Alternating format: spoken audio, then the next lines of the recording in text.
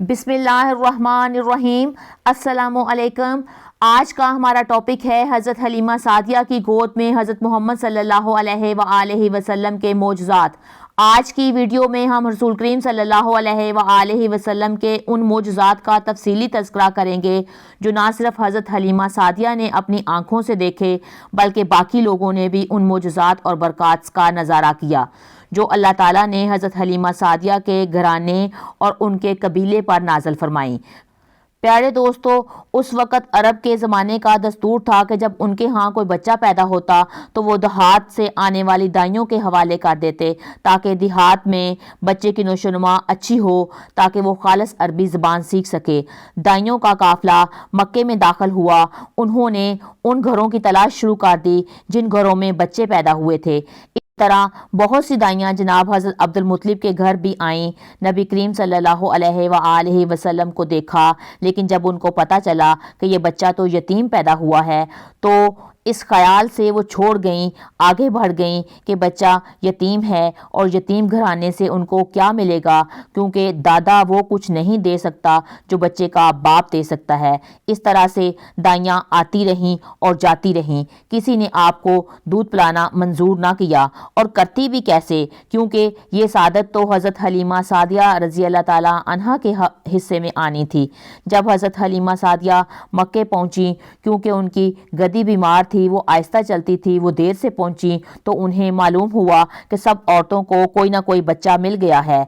अब वो सिर्फ बच्चे के बगैर रह गई हैं और कोई बच्चा भी बाकी नहीं बचा। हाँ, एक यतीम बच्चा ज़रूर बाकी बचा है जिसे दूसरी औरतें छोड़ गई हैं। हज़रत हलीमा सादिया ने अपने शोहर अब्दुल्ला बिन हारिस से कहा कि अल्लाह की कसम, मुझे ये बात बड़ी नागवार गुजरी है कि मैं बच्चे के बगैर जाऊं। दूसरी सब औरतें बच्चे लेकर जाएं और ये मुझे ताना देंगी, क्यों ना हम इस यतीम बच्चे को ले लें। हज़रत अब्दुल्ला बिन हारिस बोले, कोई हरज नहीं, हो सकता है कि अल्लाह ताला ने इस बच्चे के ज़रिए ही हमें खैर व बरकत अता फरमानी हो। चनाचे हज़रत हलीमा सादिया हज़रत अब्दुल मुत्तलिब के घर गईं। जनाब हज़रत अब्दुल मुत्तलिब और हज़रत आमना ने उनको खुश आमदीद कहा, क्योंकि हज़रत आमना को अल्लाह ताला की तरफ से बशारत हुई थी कि जिस औरत का नाम हलीमा सादिया हो, बच्चे को उसके हवाले करना। फिर हज़रत आमना रज़ी अल्लाह ताला अन्हा हज़रत हलीमा सादिया को अपने बच्चे के पास लेकर गईं, और बच्चा कमरे में लेटा हुआ था और कमरे में इतना नूर था, इतना कमरा रोशन था कि हलीमा सादिया कहने लगी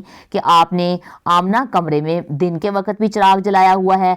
हज़रत आमना कहने लगी कि जब से ये मेरा बेटा पैदा हुआ है कमरा इस तरह से रोशन है जैसे कमरे में कोई चिराग जला हुआ है। हज़रत मोहम्मद सल्लल्लाहु अलैहि वसल्लम उस वक़्त एक ऊनी चादर में लपेटे हुए थे। वो चादर सफ़ेद रंग की थी और आपके नीचे एक सब्ज़ रंग का कपड़ा था। आप सीधे लेटे हुए थे। आपकी सांस की आवाज़ के साथ मुश्क की खुशबू इतनी आ रही थी कि पूरा कमरे में फैली हुई थी। हज़रत हलीमा सादिया आपके पास गईं और आपके चेहरे मुबारक से उन्होंने जब चादर उठाई तो आपका हुस्न जमाल देखकर हैरत ज़दा रह गईं।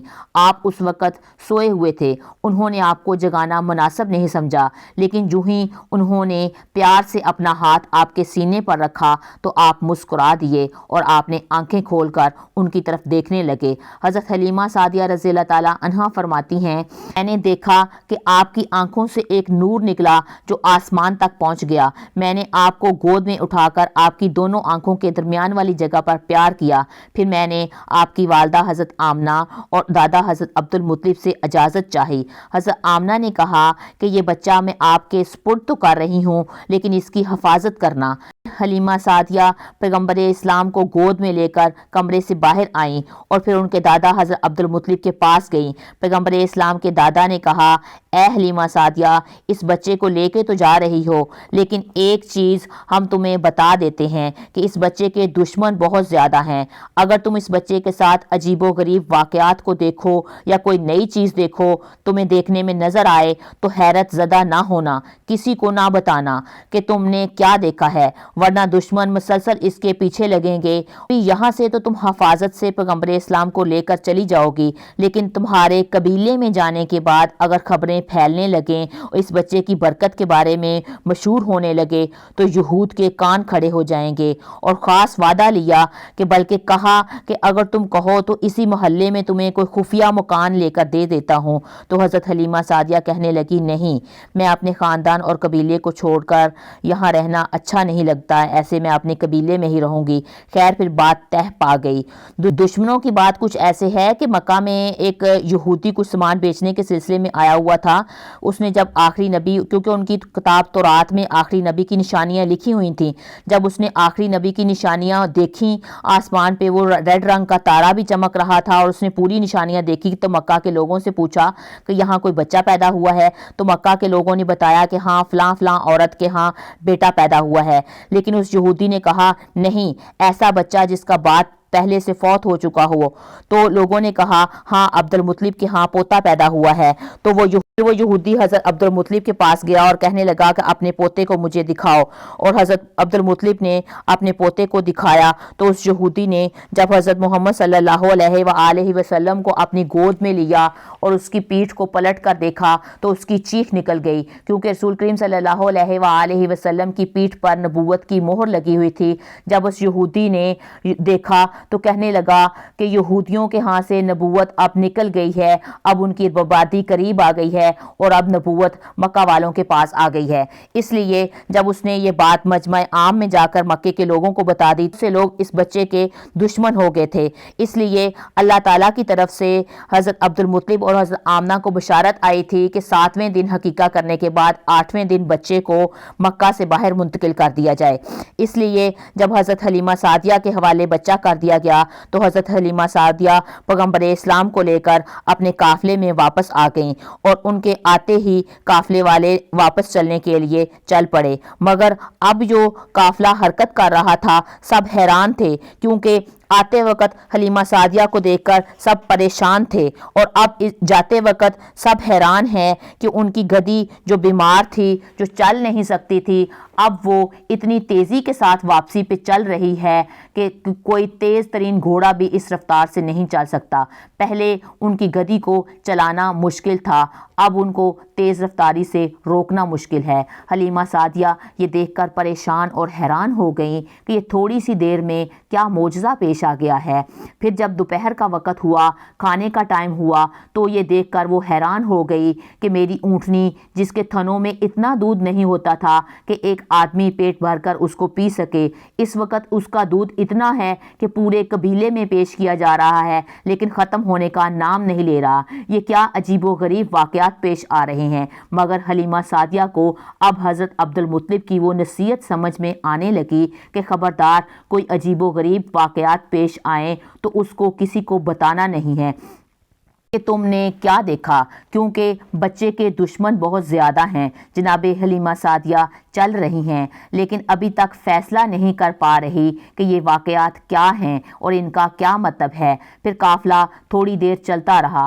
हलीमा सादिया को परवरदिगार आलम की तरफ से बताया गया कि ये वाक़यात क्या हैं जो पेश आ रहे हैं। हज़रत हलीमा सादिया इतनी हैरान ना हो कि घबरा कर इस बच्चे को ही अपने हाथ से छोड़ देना। जनाब हलीमा सादिया काफ़िले से थोड़ा आगे आगे चली जा रही थीं और क्योंकि उनकी गधी तेज़ रफ्तारी से चल रही थी और वो सबसे आगे आगे थीं, पास ही हिरनों का एक गौल दौड़ता हुआ निकला और उनको देखकर रुक गया। ये बात हिरन की फितरत के खिलाफ है, क्योंकि हिरन इंसानों को देखकर भागता है। उनमें से एक हिरन ने इंसानी आवाज़ में कहा, ए हलीमा सादिया, जिस बच्चे को लेकर जा रही हो इंतहाई बाबरकत और खुशकिस्मत है, कायनात का सरदार बनने वाला है, और हफाजत के साथ इसको लेकर जाना, इज़्ज़त व एहतराम के साथ उसकी परवरिश करना। ये कहकर हिरन आगे भाग गए और हज़रत हलीमा सादिया हिरन की जब ये इंसानी आवाज़ में और इस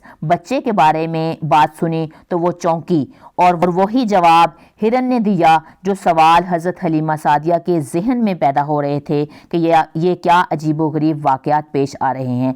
थोड़ी देर के बाद काफ़िला फिर और आगे बढ़ा। जनाब हलीमा सादिया का जानवर सबसे आगे आगे ही था और आप ایک پہاڑ کے قریب سے گزریں تو پہاڑ کی غار سے ایک انتہائی مقدس اور نورانی شکل و صورت والا ایک شخص نکلا اور اس کی نظر اس بچے پر پڑی تو بے اختیار زمین پر وہ گر گیا اور اس نے سجدہ کیا، سجدہ شکر ادا کیا اور کہنے لگا کہ اے حلیمہ تو انتہائی خوش قسمت ہے، تمہاری گود میں پروردگار عالم نے انتہائی قیمتی چیز دی ہے، اس کی پوری حفاظت کرنا اور احترام کرنا۔ یہ کہہ کر وہ شخص واپس چلا گیا۔ جناب حلیمہ سعدیہ کا جانور جہاں بھی قافلے سے ذرا آگے بڑھتا وہاں کوئی نہ کوئی معجزہ پیش آ جاتا، کبھی جانور بولتا، کبھی کوئی بزرگ آگے آتا، کبھی درخت کی شاخیں جھک کر آپ کو ایسے جھک جاتی کہ جیسے آپ کو سلام کر رہی ہیں، کبھی آسمان سے بادل کی آواز آتی، کبھی بادل اوپر سایہ کر دیتا۔ غرض پورے رستے میں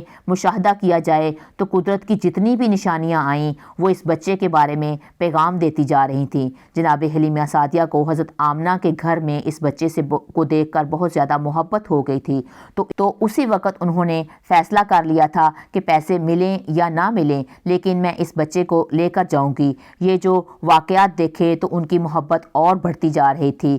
پھر جو یہ واقعات پیش آئے جناب حلیمہ سعدیہ اس بچے سے اور بھی محبت ان کی بڑھ گئی۔ ماں ہونے کے ناطے جناب حلیمہ سعدیہ کے لیے ایک مشکل مرحلہ تھا، پر اس مرحلے سے بہرحال انہیں گزرنا تو تھا۔ جناب حلیمہ سعدیہ کا دایاں سینہ جو تھا وہ بالکل سوکھا ہوا تھا، اس سے دودھ نہیں آتا تھا، اور بائیں میں اتنا کم دودھ آتا تھا کہ ان کا اپنا بچہ جو تھا وہ پیٹ بھر کر دودھ نہیں پی سکتا تھا۔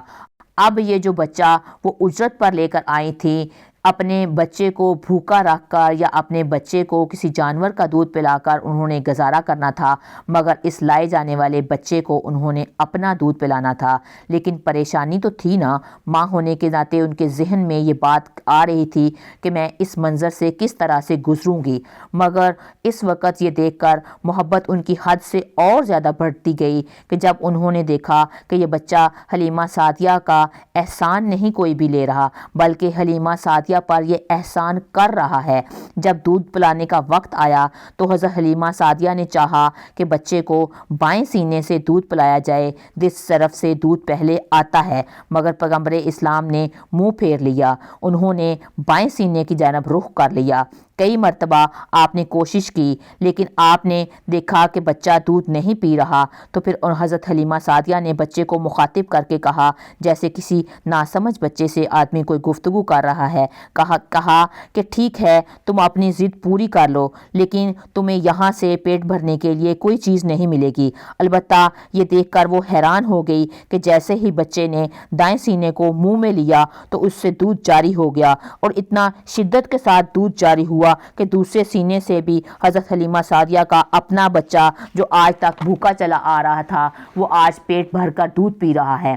جناب حلیمہ سعدیہ نے اس بچے کو ہاتھ میں لیا اور کہا کہ کتنا بابرکت بچہ ہے، آیا تو اپنی غذا خود ساتھ لے کر آیا اور میرے بچے کے دودھ میں بھی کمی نہیں ہونے دی بلکہ اس کو اور زیادہ دودھ مہیا کر دیا۔ پروردگار عالم کی سنت ہے کہ اپنے حبیب کا کسی پر احسان نہیں ہونے دینا بلکہ حبیب کی وجہ سے دوسروں پر احسان ہونا ہے۔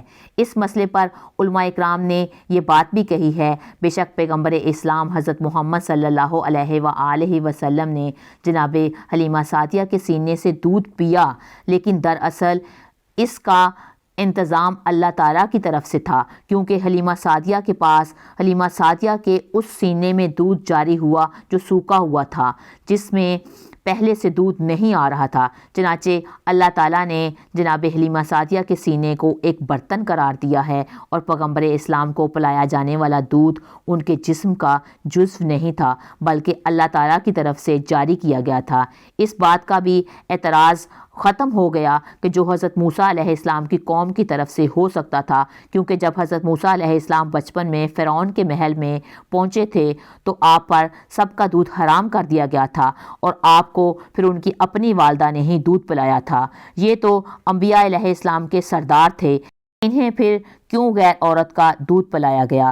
سفر تمام ہوا اور جناب حلیمہ سعدیہ اس بچے کو لے کر گھر پہنچی۔ تاریخ میں لکھا ہے کہ جب بچے کو گھر میں لٹایا گیا تو جناب حلیمہ سعدیہ کی جو گدی تھی وہ 3 مرتبہ بستر رسول کے ارد گرد طواف کی طرح چکر لگایا اس نے۔ پھر اس نے اپنی پیشانی کو زمین پر رکھ کر انسانی آواز میں کہتی ہے کہ اے سردار انبیاء، میں آپ کی احسان مند ہوں کہ آپ کی وجہ سے میری بیماری ختم ہوئی ہے۔ حضرت حلیمہ سعدیہ پھر یہ دیکھ کر چونکی، پھر یہ ایک معجزہ دیکھا اور یہ سمجھ گئی کہ یہ ذات پیارے نبی کریم صلی اللہ علیہ وآلہ وسلم کی وجہ سے ہی میری اس جانور کی جو ہے وہ بیماری ٹھیک ہونے کا سبب بنی ہے۔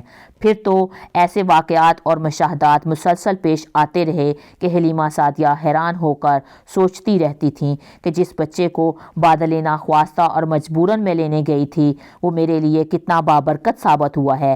بات ذہن میں رہے کہ پیغمبر اسلام اس وقت حلیمہ سعدیہ کے گھر میں تشریف لائے تھے جب اس وقت پورے قبیلے میں قحط تھا۔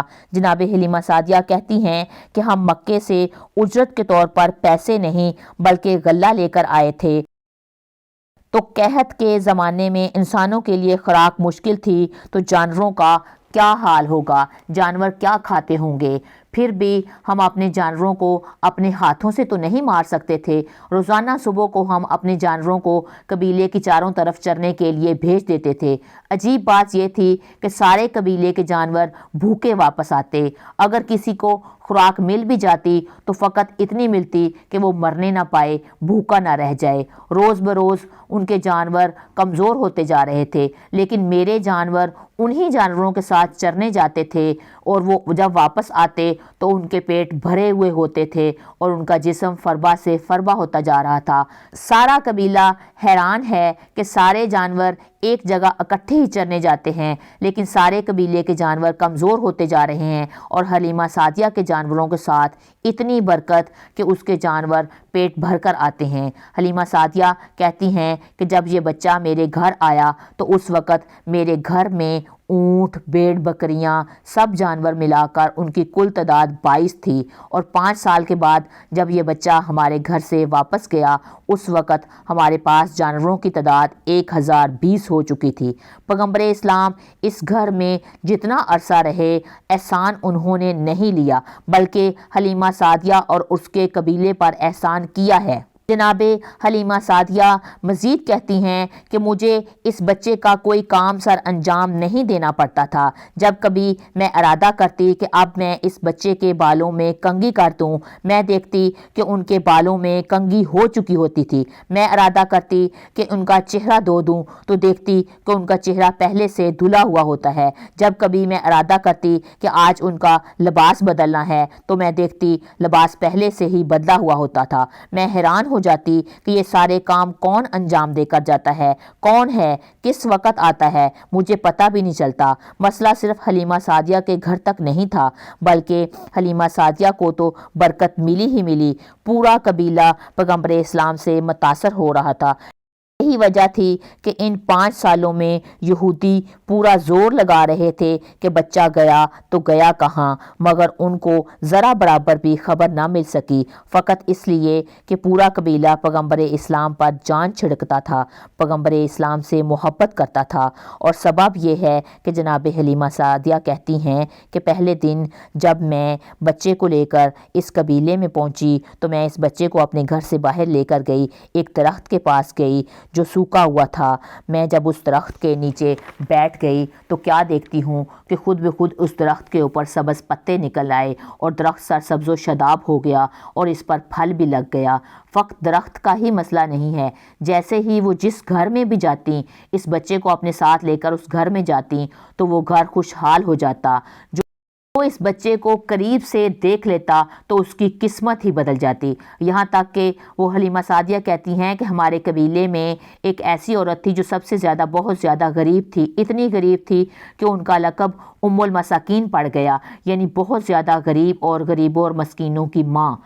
ایک مرتبہ جب وہ میرے گھر کچھ مانگنے کے لیے آئی، جب اس کو میرے گھر سے کچھ نہ ملا تو وہ جانے لگی۔ چلتے چلتے اس کی نظر اس بچے یعنی کہ پیغمبر اسلام پر پڑ گئی تو انہوں نے دیکھا کہ 14ویں رات کے چاند کی طرح بچے کا چہرہ چمک رہا ہے، خود بخود وہ آگے بڑھی اور اس نے پیغمبر اسلام کی پیشانی کو بوسہ دیا، اور ایک عرصہ نہیں گزرا تو وہ ہمارے قبیلے کی مالدار عورت میں شامل ہونے لگی، اور اس کے بعد ان کو بھی اس بات کا احساس ہوا کہ یہ تبدیلی میری کس وجہ سے آئی ہے۔ چنانچہ وہ عورت صبح و شام حضرت حلیمہ سعدیہ کے گھر آتی اور اس بچے کے تلووں کو اپنی آنکھوں پر ملتی۔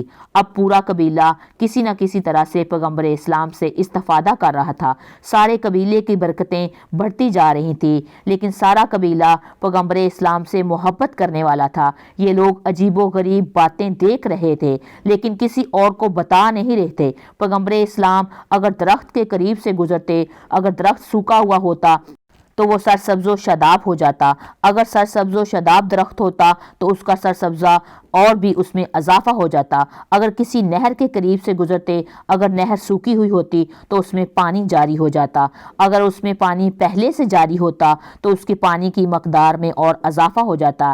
جیسے کسی کھیت کے پاس سے آپ گزریں تو اس کی فصل میں کئی گنا اضافہ ہو جاتا۔ اس کے ساتھ ساتھ ہی اس قبیلے کے جانوروں کی تعداد بھی بڑھ رہی تھی۔ عرب میں اس وقت جانوروں کو سونے چاندی سے بھی زیادہ قیمتی سمجھا جاتا تھا، مگر جہاں جانوروں کی تعداد زیادہ ہو رہی تھی وہاں ان کے دشمن بھی زیادہ ہو رہے تھے۔ چنانچہ عرب کی زمین پر اس وقت بھیڑیوں کی تعداد جو تھی وہ بہت زیادہ تھی، اور ہر قبیلے کا یہ مسئلہ ہوتا تھا کہ وہ اپنے جانوروں کو بھیڑیوں سے کیسے بچائیں۔ پیغمبر اسلام کے آنے سے حلیمہ سعدیہ کے قبیلے کے انسانوں کو تو برکتیں ملی ہی ملی، مگر کسی جانوروں کو بھی نقصان نہیں پہنچ سکتا ہے۔ ابتدا میں بعض جانور جو تھے اس قبیلے کے کچھ جانوروں کو اٹھا کے لے گئے، مطلب بھیڑیے جو تھے وہ اٹھا کے لے گئے، مگر بعد میں جب پیغمبر اسلام نے دعا کی تو ان جانوروں کو واپس خود ان بکریوں کو لا کے واپس لانا پڑا۔ چنانچہ اس قبیلے کے لیے سب سے اطمینان کی بات یہی تھی کہ پیغمبر اسلام کے وجود کی وجہ سے ہمارے جانور بھی محفوظ ہو گئے ہیں۔ یہ تمام مناظر دیکھ کر سارا قبیلہ پیغمبر اسلام سے محبت کر رہا تھا۔ پیغمبر اسلام تو گویا اس قبیلے کے سردار بن گئے تھے۔ ایک دفعہ کا ذکر ہے کہ حضرت حلیمہ سعدیہ کے بچے جو تھے وہ جب قبیلے کے ارد گرد اپنی بکریوں کو چرانے کے لیے لے کے جاتے تھے تو کبھی کبھار حضور نبی کریم صلی اللہ علیہ وآلہ وسلم کی بھی حلیمہ سعدیہ کے بچوں کے ساتھ چلے جایا کرتے تھے، اور جب کئی دن تک حضرت محمد صلی اللہ علیہ وآلہ وسلم بکریاں چرانے کے لیے حلیمہ سعدیہ کے بچوں کے ساتھ جب نہیں گئے تو وہاں بھیڑیے نے ایک بکری کو پکڑ لیا، اور بچے روتے ہوئے واپس حضرت حلیمہ سعدیہ کے پاس آئے اور کہنے لگے کہ ایک بھیڑیے نے ہماری بکری کو پکڑ لیا ہے۔ حضرت حلیمہ سعدیہ بھی رونے لگی، اور حضرت محمد صلی اللہ علیہ وآلہ وسلم نے کہا اماں جان آپ روئیں نہیں، میں ابھی جاتا ہوں اور بکری کو واپس لے کر آتا ہوں۔ حضرت محمد صلی اللہ علیہ وآلہ وسلم قبیلے کے باہر گئے جہاں بکریاں چرتی تھیں اور جا کے کہا اماں حلیمہ سعدیہ کی بکری کہاں ہے، واپس کر دو۔ تو بھیڑیا بکری لے کر واپس آیا اور کہنے لگا کہ اتنے دن ہو گئے ہیں پیغمبر اسلام آپ بکریاں چرانے نہیں آئے، ہم آپ کا صرف دیدار کرنا چاہتے تھے، اس لیے ہم نے اس بکری کو روکا تھا، اور ہمیں پتا تھا اگر ہم بکری کو روکیں گے تو آپ اس کو واپس لینے ضرور آئیں گے، اور شکر ہے کہ آپ واپس آئے اور ہم نے آپ کا دیدار کر لیا۔ انہوں نے جھک کر آپ کو سجدہ کیا۔ یہ تھی اس قبیلے کے انسانوں کے ساتھ ساتھ جانوروں کی بھی شان جو آپ سے اتنی زیادہ محبت کرتے تھے۔